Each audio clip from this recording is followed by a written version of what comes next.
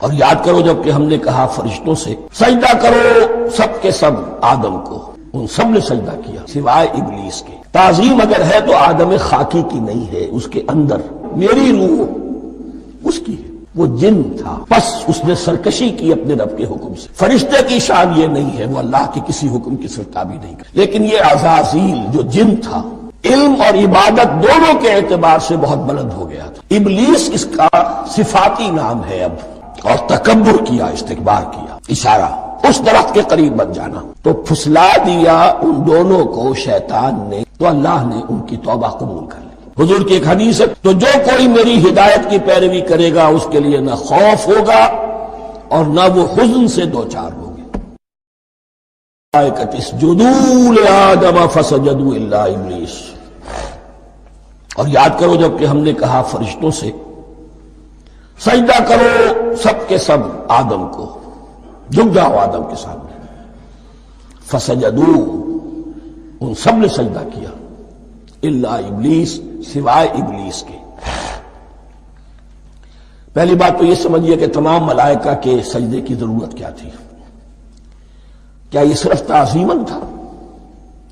اور تعظیماً اگر تھا تو کیا آدم خاکی کی تعظیم تھی یا کسی اور شے کی تعظیم تھی؟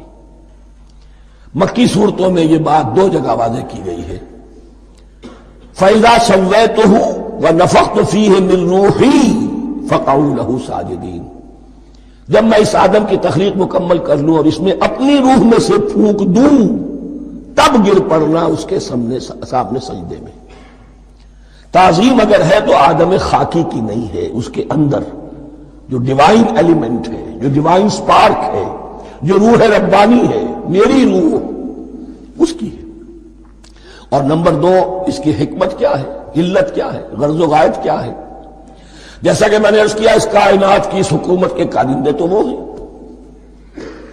خلیفہ بنایا جا رہا انسان کو، جب تک یہ ساری سول سروس اس کے تابع نہ ہو خلافت کیسے کرے گا؟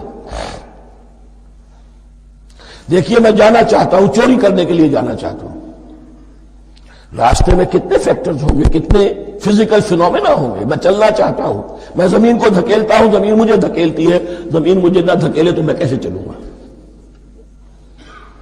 یہ پوری کائنات جو ہے، یہ جب ہم کو ارادہ کرتے ہیں اور کوئی فیل کرتے ہیں تو اس فیل کے پورے ہونے میں، اس کے ظہور میں نہ معلوم کون کون سے ایلیمنٹس ہیں، کون کون سی فورسز آف دی نیچر ہیں جو ہمارے ساتھ موافقت کرتی ہے تو ہم وہ کام کر سکتے ہیں، اور ان سب پر فرشتے مامور ہیں، ہر ایک کی اپنی ڈومین ہے۔ اگر وہ تابع نہ ہو تو خلافت کی کوئی معنی نہیں۔ خلافت دی گئی ہے، یہ ادھر جانا چاہتا ہے جانے دو، یہ نماز کے لیے مسجد میں جانا چاہتا ہے جانے دو، یہ چوری کے لیے نکلا ہے نکلنے دو، اس لیے کہ اس کو جو اختیار دیا گیا ہے، اس کے اختیار کے استعمال میں یہ تمام جو قوتیں ہیں وہ اس کے ساتھ موافقت کرتی ہیں، تب اس کا کوئی ارادہ وہ اچھا ہو یا برا وہ پایہ تکمیل کو پہنچ سکتا ہے۔ یہ گویا کہ سبارڈینیشن اس کے لیے سمبل کہ تمام فرشتوں کو جھکا دیا گیا۔ البتہ اس آیت میں ایک مغالطہ پیدا ہوتا ہے، الا ابلیس سوائے ابلیس کے۔ مغالطہ یہ پیدا ہوتا ہے کہ شاید وہ بھی فرشتہ تھا، اس لیے کہ حکم تو فرشتوں کو دیا گیا تھا۔ پھر نوٹ کیجئے، اس سے پہلے، بہت پہلے سورہ کہف نازل ہو چکی ہے، اور سورہ کہف میں فرما دیا گیا ہے کان من الجن ففسق عن امر ربی، وہ جن تھا بس اس نے سرکشی کی اپنے رب کے حکم سے۔ فرشتے کی شان یہ نہیں ہے، وہ اللہ کے کسی حکم کی سرتابی نہیں کرتا۔ لا یعصون اللہ ما امرہم ویفعلون ما یؤمرون، وہ اللہ کے کسی حکم کی نافرمانی نہیں کرتے اور جو حکم ملتا ہے بجا لاتے۔ یہ جنات کے اندر اختیار تھا، جیسے اختیار انسانوں کو دیا گیا ہے۔ جنات میں نیک بھی ہے، بد بھی ہے، اعلیٰ بھی ہے، ادنا بھی ہے، جیسے انسانوں میں۔ لیکن یہ عزازیل جو جن تھا علم اور عبادت دونوں کے اعتبار سے بہت بلند ہو گیا تھا، اور یہ فرشتوں کا یوں سمجھیے کہ ہم نشین، فرشتوں کے ساتھ اس طور سے شامل، جیسے بہت سے انسان بھی اگر اپنی بندگی میں، زہد میں، عبادت میں، نیکی میں ترقی کرے تو ان کا ملائے اعلیٰ کے ساتھ، عالم ارواح کے ساتھ، عالم ملائکہ کے ساتھ ایک رابطہ قائم ہوتا ہے۔ اسی طریقے سے وہ جو عزازیل تھا جن ہونے کے باوجود اپنی نیکی، عبادت، پارسائی اور اپنے علم میں فرشتوں سے بہت آگے تھا، اس لیے معلم الملکوت کی شکل اختیار کر چکا تھا۔ اس کو اپنی زون تھا، یہ بات جیسا کہ میں نے عرض کیا 7 مرتبہ قرآن میں یہ بات آئی ہے، قصہ ابلیس و آدم، کہ فرشتوں کو حکم ہوا کہ سجدہ کرو، سب جھک گئے، ابلیس نے سجدے سے انکار کر دیا 7 مرتبہ۔ یہ 7ویں مرتبہ ہے جو ہم پڑھ رہے ہیں، مصحف میں پہلی مرتبہ آ رہا ہے، ترتیب نزول میں 7ویں مرتبہ آ رہا ہے۔ یہ آدم و ابلیس کا قصہ اس سے آگے سورہ اعراف میں آئے گا، پھر سورہ ہجر میں آئے گا، سورہ بنی اسرائیل میں آئے گا، سورہ کہف میں آئے گا، سورہ طٰہٰ میں آئے گا، سورہ صاد میں آئے گا، 6 مرتبہ مکی قرآن میں، 1 مرتبہ یہاں۔ تو یہاں اشارہ نہیں کیا، اس لیے مغالطہ ہو سکتا ہے، لیکن یہ کہ سورہ کہف میں آپ کو بتا چکا ہوں، کان من الجن ففسق عن امر ربی، اس نے اپنے رب کے حکم سے سرتابی کی۔ نام اس کا عزازیل تھا، ابلیس اس کا صفاتی نام ہے اب، اس لیے کہ اب لسیبلسو کے معنی ہوتے ہیں مایوس ہو جانا۔ یہ اللہ کی رحمت سے بالکل مایوس ہے، اور مایوس جو ہو جائے وہ شیطان ہو جاتا ہے۔ اب میرا تو چھٹکارا نہیں ہے، جتنوں کو برباد کر سکوں کروں، میری تو عاقبت خراب ہو چکی ہے، جتنوں کو اپنے ساتھ، ہم تو ڈوبے ہیں سنم، تم کو بھی لے ڈوبیں گے۔ اب وہ شیطان اس معنی میں کہ انسان کی عداوت اس کی گھٹی میں پڑ گئی، اس نے اللہ سے پھر اجازت بھی لی کہ مجھے مہلت دے دے، یوم یبعثون، قیامت تک کے دن کے لیے، تو میں ثابت کر دوں گا کہ یہ آدم اس رتبے کا حقدار نہ تھا، مستحق نہ تھا جو اسے دیا گیا۔ انا خیر منہ، میں اس سے بہتر ہوں، خلقتنی من نار وخلقتہ من طین، تو نے مجھے آگ سے بنایا، اسے گارے سے بنایا۔ لیکن یہ تکبر ہے در حقیقت کہ جس نے اسے راندہ درگاہ حق کر دیا۔ وَإِذْ قُلْنَا لِلْمَلَائِكَةِ اسْجُدُوا لِآدَمَ فَسَجَدُوا إِلَّا إِبْلِيسَ أَبَىٰ وَاسْتَكْبَرَ، ابا اس نے انکار کیا، واستکبر اور تکبر کیا، استکبار کیا، وَكَانَ مِنَ الْكَافِرِينَ۔ کانا عربی زبان میں 2 طرح کا ہوتا ہے، تامہ، ناقصہ۔ ایک معنی یہ ہو سکتے ہیں کہ ہو گیا، اب اپنے اس استکبار اور انکار کی وجہ سے کانا من الکافرین، وہ کافروں میں سے ہو گیا۔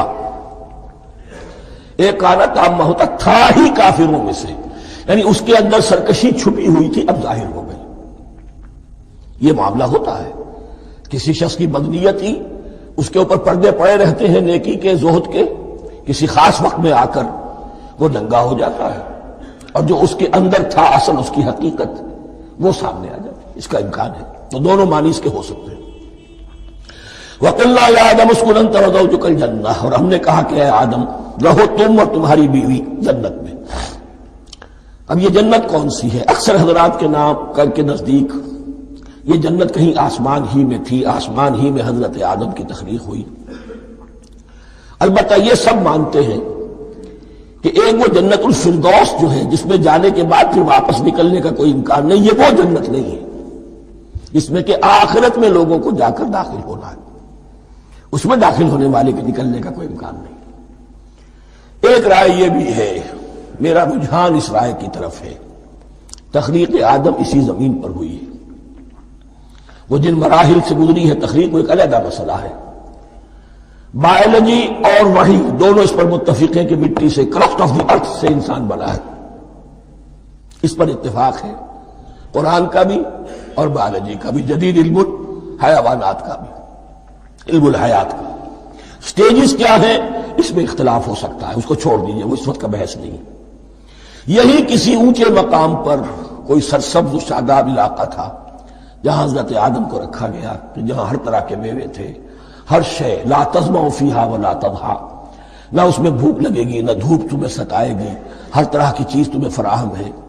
وہاں رکھے گئے ہیں صرف ایک ڈیمانسٹریشن کے لیے کہ انہیں نظر آ جائے کہ شیطان میرا دشمن ہے، وہ مجھے ورغلائے گا، طرح طرح سے میرے اندر وسوسہ اندازی کرے گا، میرے اور میری اولاد کے. صرف ایک ڈیمانسٹریشن. اس کی مثال یوں سمجھیے کہ سلیکشن تو ہو گیا، سی ایس پی گریڈ میں کوئی شخص آ گیا ہے، لیکن اب وہ سول سروس اکیڈمی میں رکھا جا رہا ہے. تو یہ کوئی اکیڈمی ہو سکتا ہے اسی زمین پر ہو، صرف بتانا یہ تھا کہ تمہیں معلوم ہو جائے کہ یہ شیطان تمہارا دشمن ہے. اس لیے کہ اس میں جو ایک لفظ حبوط کا آ رہا ہے، وہ حبوط صرف ایک ہی معنی میں نہیں ہوتا، دوسری معنی میں بھی ہے. واللہ عالم. یہ چیزیں پھر متشابہات میں رہیں گی، اس لیے ان کے بارے میں کوئی ایک رائے دوسری رائے، اس کے لیے ذہن سے عقل سے بات کر کے ایک یا دوسری رائے اختیار کر سکتے ہیں. وَقُلْنَا يَا آدَمُ اسْكُنْ أَنْتَ وَزَوْجُكَ الْجَنَّةَ، اور ہم نے کہا کہ رہو اے آدم تم بھی اور تمہاری بیوی بھی باغ میں، اس باغ میں، الجنہ اس باغ میں، گویا کہ اشارہ کیا جا رہا ہے. وَكُلَا مِنْهَا رَغَدًا حَيْثُ شِئْتُمْ، اور کھاؤ اس میں سے با فراغت جہاں سے چاہو، ہر طرح کا پھل ہے کھاؤ. وَلَا تَقْرَبَا هَٰذِهِ الشَّجَرَةَ، یہاں پہ اس درخت کا نام نہیں دیا گیا، اشارہ اس درخت کے قریب مت جانا. فَتَكُونَا مِنَ الظَّالِمِينَ، تو تم ظالموں میں سے ہو جاؤ گے، تم حد سے گزرنے والوں میں سے ہو جاؤ گے. اب اس کی بھی حکمت سمجھیے کہ چونکہ ڈیمانسٹریشن کرانی ہے کہ تمہیں کسی چیز سے، ہزار چیزیں مباح ہیں دنیا میں، چند چیزیں پینے کی حرام ہیں. اب تم اگر ان ہزار مباح چیزوں کو چھوڑ کر حرام چیز کو پیتے ہو تو یہ تمہارا اختیار ہوا، جبکہ اللہ تعالیٰ نے مباحات کا دائرہ بہت وسیع رکھا ہے. جس سے چاہو چند رشتے ہیں جو بیان کر دیے گئے، یہ حرام ہے، محرمات ہے، ابدیہ ہیں، ان سے تو شادی نہیں ہو سکتی. باقی کسی مسلمان عورت سے دنیا کے کسی کونے میں وہ شادی کر سکتے، کروڑوں کے آپشنز آپ کے لیے خالی کھلے ہیں. لیکن پھر بھی انسان شادی نہ کرے، زنا کرے، یہ گویا کہ اس کی اپنی خباثت نفس ہے. ایک نہیں، دو دو، تین تین، چار چار تک شادی کرو، اجازت ہے تمہیں. تو اس اعتبار سے مباحات. اب یہ پورا باغ تمہارے لیے مباح ہے، بس ایک درخت ہے، اس کے پاس نہ جانا. اور درخت کا نام لینے کی کوئی ضرورت نہیں، تو آزمائش تھی نا، صرف ایک آزمائش اور اس کی ڈیمانسٹریشن. فَأَزَلَّهُمَا الشَّيْطَانُ عَنْهَا، تو پھسلا دیا ان دونوں کو شیطان نے اس درخت کے بارے میں. اب وہ کس کس طریقے سے پھسلایا، یہ بھی جیسا کہ میں نے عرض کیا 6 مرتبہ چونکہ یہ قصہ آ چکا ہے، اس کی آپ کو سورہ طٰہٰ میں تفصیل ملے گی، کس کس طریقے سے پھسلایا اور اس بات کے لیے تیار کیا.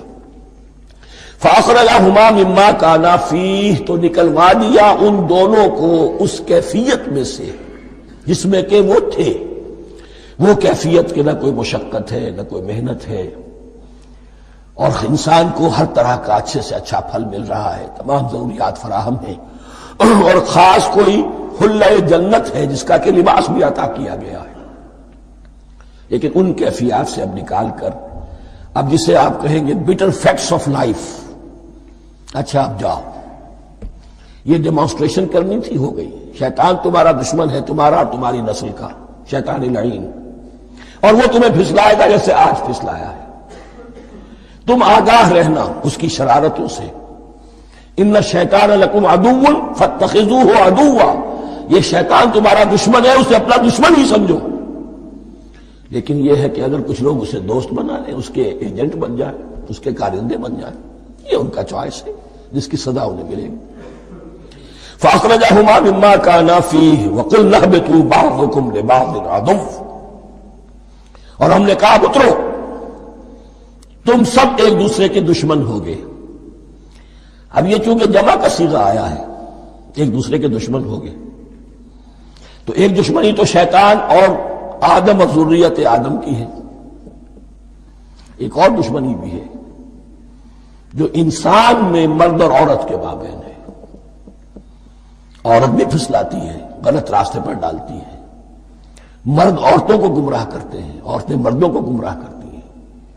قرآن مجید میں کہا گیا یا ایھا الذین آمنوا ان من ازواجکم واولادکم عدوا لکم فاحذروہم، اہل ایمان چوکنے رہو، چوکس رہو، تمہاری بیویوں اور اولاد میں سے تمہارے دشمن ہیں. بچ کر رہو، کیپ الرٹ، کہیں ان کی محبت تمہیں راہ حق سے منحرف نہ کر دے۔ تم ایک اچھا کام کرنا چاہتے ہو، بیوی رکاوٹ بن گئی، بیوی کو اچھا کام کرنا چاہتی، شوہر رکاوٹ بن گیا، تو یہ محبت نہیں ہے، یہ عداوت ہے۔ اس حوالے سے بعضکم لبعض عدو وَلَكُمْ فِي الْأَرْضِ مُسْتَقَرٌّ وَمَتَاعٌ إِلَىٰ حِينٍ، اور تمہارے لیے اب زمین میں مستقر ہے، جائے قیام ہے اور متاع ہے، ضرورت کی چیزیں ہیں ہم نے فراہم کر دی ہیں، اِلَىٰ حِينٍ، لیکن ایک وقت معین تک کے لیے، یہ ابدی نہیں ہے، ایک وقت آئے گا یہ بساط ہم لپیٹ دیں گے۔ یوم نطوی السماء کطی السجل للکتب، جس دن کے ہم تمام فضاؤں کو اور تمام خلاؤں کو، تمام آسمانوں کو اس طرح لپیٹ لیں گے جیسے کتابوں کا طباع لپیٹ لیا جاتا ہے۔ ایک وقت آئے گا، یہ تخلیق الی اجل مسمى ہے، الی حین ہے۔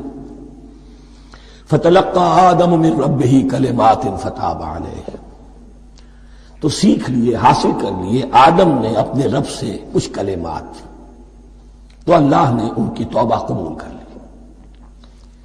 اب اس کی وضاحت سورہ اعراف میں ہے، یہ تو چونکہ پس منظر میں وہ 2/3 قرآن موجود ہے، اس کی وضاحت کیا ہے کہ حضرت آدم میں سخت پشیمانی پیدا ہوئی ہے، میں نے کیا کیا، مجھ سے خطا سرزد ہو گئی، اللہ کے حکم کی میں نے خلاف ورزی کی، لیکن ان کے پاس الفاظ نہیں تھے کن الفاظ میں اللہ سے استغفار کریں، کن الفاظ میں اللہ سے معافی چاہے۔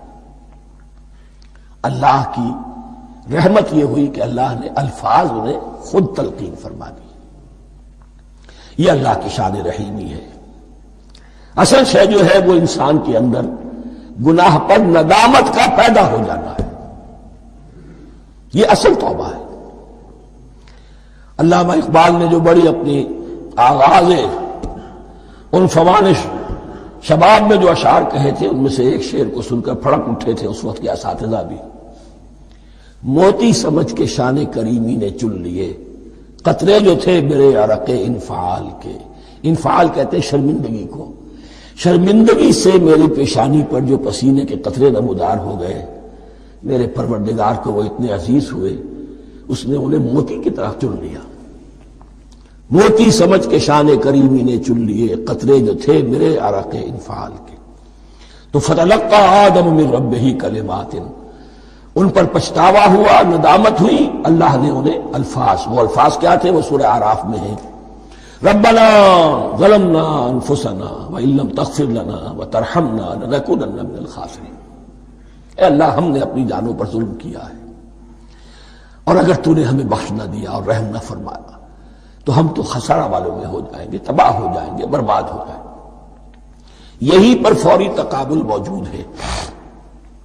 غلطی ابلیس سے بھی ہوئی، حکم سے سرتابی ہوئی، لیکن اس پر ندامت نہیں ہوئی، تکبر کی بنا پر اور اکڑ گیا، انا خیر منہ۔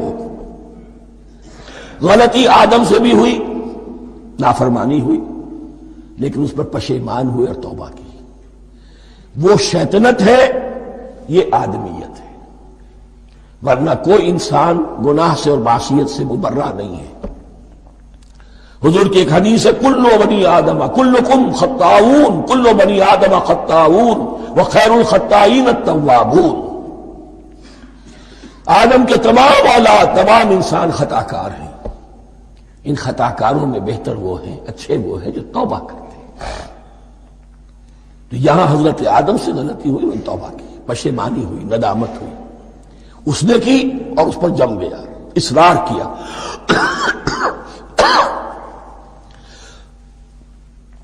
فتلقى آدم من ربه كلمات فتاب عليه إنه هو التواب الرحيم، یقیناً وہی تو ہے بہت توبہ کو قبول فرمانے والا اور بہت رحم فرمانے والا۔ یہ نوٹ کیجئے گا، توبہ کا لفظ دونوں طرف سے آتا ہے، بندہ بھی تواب، وخیر الخطائین التوابون، تواب بندے بھی ہو گئے، تواب اللہ بھی ہے۔ اس کی اصل حقیقت کیا ہے؟ بندے نے خطا کی، اور دور ہو گیا اللہ سے، اللہ نے اپنی رحمت کی نگاہ اس سے پھیر لی، بندے نے توبہ کی، اللہ پھر اپنی رحمت کے ساتھ اس کی طرف متوجہ ہو گیا۔ توبہ کے معنی پلٹنا، بندہ معصیت سے توبہ کر کے اپنی اصلاح کی طرف، بندگی کی طرف، اطاعت کی طرف پلٹ آیا۔ اللہ نے جو اپنی نظر رحمت پھیر لی تھی، اللہ نے پھر وہی اپنی شان غفاری اور رحیمی کے ساتھ بندے کی طرف توجہ فرما لی، جس کے لیے حدیث میں الفاظ آتے ہیں، تم اگر میری طرف بالش بھراؤ گے میں ہاتھ بھراؤں گا، تم اگر چل کر آؤ گے میں دوڑ کر آؤں گا، ہم تو مائل بکرم ہے کوئی سائل ہی نہیں، راہ دکھلائیں کسے رہنم منزل ہی نہیں، وہ تو تواب ہے۔ بس فرق یہ ہے کہ تابہ بندے کے لیے ہوگا تو الہ ہوگا، تابہ الہ، انی تبت الیک، اور جب اللہ کی طرف سے ہوگا تابہ علیہ، وہ اعلیٰ ہوگا، اس پر توبہ کی، یعنی اللہ کی بلند شان ہے تو انسان توبہ کرتا ہے تو اس کی طرف توبہ کرتا ہے، اللہ کی شان کیا ہے، وہ توبہ کرتا ہے تو بندے پر علیٰ، فتاب علیہ انہ هو التواب الرحیم۔ قلنا اہبطوا منہا جمیعا، ہم نے کہہ دیا اتر جاؤ اس سے تم سب کے سب، فَإِمَّا يَأْتِيَنَّكُم مِّنِّي هُدًى، اب یہاں لفظ آیا اہبطوا، یہاں بھی پہلے بھی آیا ہے۔ جو حضرات یہ سمجھتے ہیں کہ تخلیق آدم آسمانوں پر ہوئی ہے اور جنت بھی وہ آسمان میں ہے جہاں رکھے گئے تھے، آزمائشی یا ٹریننگ یا ڈیمانسٹریشن والی جنت، وہ یہاں حبوط کا ترجمہ کریں گے کہ آسمان سے زمین پر اترنے کا حکم دیا گیا۔ جو لوگ سمجھتے ہیں یہی کسی بلند مقام پر تھے، وہ کہتے ہیں کہ نیچے اترو، کسی بڑی اونچی سطح مرتفع پر اگر کوئی جگہ تھی تو اب نیچے اترو اور جاؤ، اب تمہیں زمین میں ہل چلانا پڑے گا اب روٹی حاصل کرنے کے لیے، یہ جو نعمتوں کے دسترخوان یہاں بچھے ہوئے تھے یہ اب تمہارے لیے نہیں ہے۔ اس کے لیے اس معنی میں اس لفظ کا استعمال جو ہے وہ آ جائے گا آگے چل کر اسی سورہ بقرہ کے اندر، کہ اس معنی میں بھی سورہ بقرہ کے 7ویں رکوع میں یہ لفظ استعمال ہوا ہے، تو امکان اس کا بھی ہے۔ بس اس سے آگے ادھر یا ادھر کی زیادہ بحث کرنے کا یہ موقع دورہ ترجمہ قرآن میں نہیں ہے۔ قُلْنَا اهْبِطُوا مِنْهَا جَمِيعًا فَإِمَّا يَأْتِيَنَّكُم مِّنِّي هُدًى فَمَن تَبِعَ هُدَايَ فَلَا خَوْفٌ عَلَيْهِمْ وَلَا هُمْ يَحْزَنُونَ، تو جب بھی آئے گی تمہارے پاس میری جانب سے کوئی ہدایت، تو جو کوئی میری ہدایت کی پیروی کرے گا اس کے لیے نہ خوف ہوگا اور نہ وہ حزن سے دوچار ہوگے۔ عشق سرکار سے دل جس نے سنوارا ہوگا،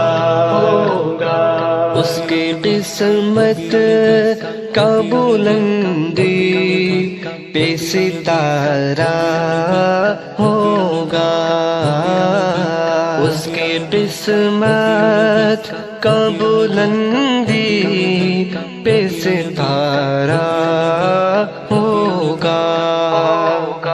عشق سرکار سے دل جس نے سنوارا ہوگا،